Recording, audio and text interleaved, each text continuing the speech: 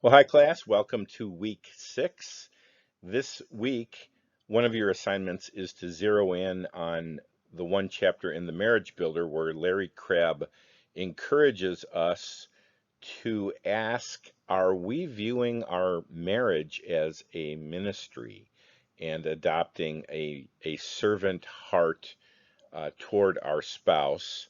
Or are we kind of falling into a selfish mentality and are we manipulating our spouse? It's some good stuff to think about, and it has really challenged me. Now, a question that did arise when reading Crabb for me was this, and I'd be interested to get your feedback.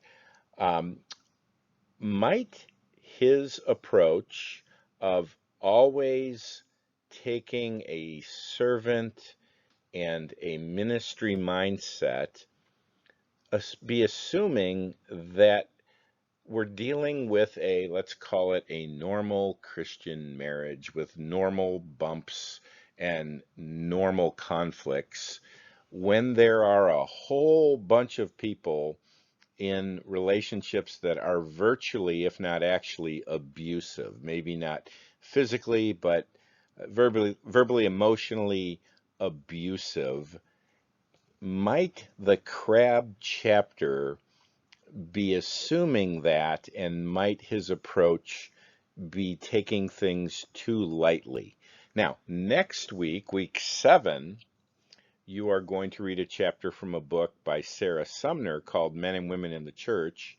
And in her chapter, she actually introduces the question specifically for women. Let's say they are in a virtually or actually abusive relationship. Is it legitimate to follow through on Matthew chapter 18, where first you confront individually, then you bring in more, then you tell it to the church, and if necessary, church discipline be exercised? Now, when I first read this, I had the opposite concern. What if people read this book and there's suddenly just a nonstop slew of appointments with the pastor, and it's conflict resolution for every problem in every marriage? So I've put together this simple kind of sliding scale where on the left-hand side you've got Paul's saying that we're to bear with one another in love. Forgive and minister to, and it's this is kind of what you deal with in normal day-to-day marriage. And as we slide further and further to the right, you've got Matthew 18, where you take one or two others along, or you may even have to tell it to the church.